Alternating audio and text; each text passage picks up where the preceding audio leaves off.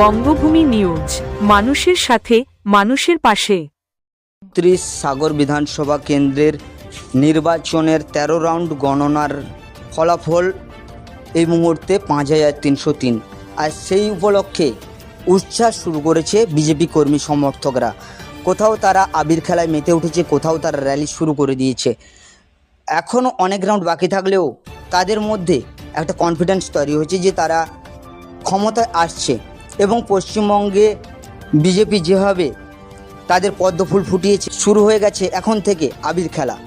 আর তার সেই ছবি দেখছেন আপনারা বঙ্গভূমি নিউজের পর্দায়। সাগর থেকে আমরা ৫,৪০০ ভোট লিড পেয়েছি।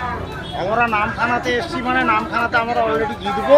সুমন্ত মণ্ডল জিতছে এবং জিতবে, তার কোনো ভাবনার কারণ নেই।